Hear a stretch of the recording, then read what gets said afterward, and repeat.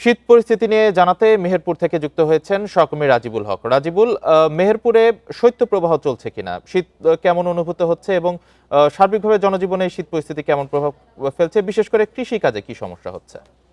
গত 6 দিন ধরে মেহেরপুরে তাপমাত্রা থাকছে এক অঙ্কের ঘরে, অর্থাৎ এই 6 দিনের মধ্যে 3 দিন শৈত্যপ্রবাহ এবং 3 দিন মাঝারি শৈত্যপ্রবাহ বয়ে গেছে। যার ফলে গত এক সপ্তাহ ধরে মেহেরপুরের শীতের তীব্রতা অনেকটাই বেশি। আর এই তীব্র শীতের কারণে যে স্বাভাবিক চলাচল সেটি ব্যাহত হওয়ার পাশাপাশি স্বাভাবিক যে শ্রমজীবী মানুষ এবং সাধারণ যারা আছে সব শ্রেণী পেশার মানুষের দুর্ভোগ বেড়েছে। এই শীতের তীব্রতার কারণে শুধুমাত্র যে মানুষের যে বা মানুষ বা প্রাণীকুলের যে সমস্যা আছে তা না, এই প্রভাব পড়েছে কৃষির উপরেও।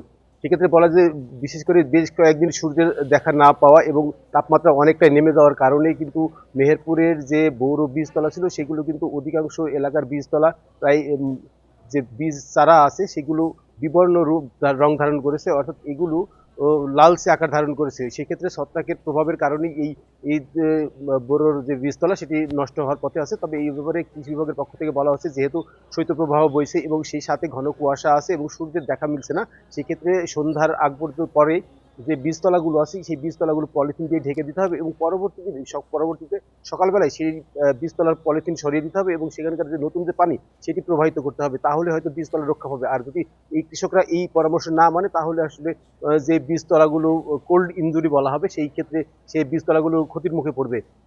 এছাড়াও যে মাঠে আলু আছে সেই আলুতেও ছত্রাকজনিত রোগ দেখা দিতে পারে। সেক্ষেত্রে সময় মতো যদি কয়েকদিন ধরে সূর্যের দেখা না মেলে এবং শৈত্যপ্রবাহ অব্যাহত থাকে, সেই ক্ষেত্রে বীজতলা এবং আলু ক্ষেতে যদি ছত্রাকনাশক প্রয়োগ করে কৃষকরা, তাহলে সেক্ষেত্রে কিছুটা সুফল পাওয়া যেতে পারে। তবে এখন পর্যন্ত মেহেরপুর জেলায় শৈত্যপ্রবাহ অব্যাহত আছে।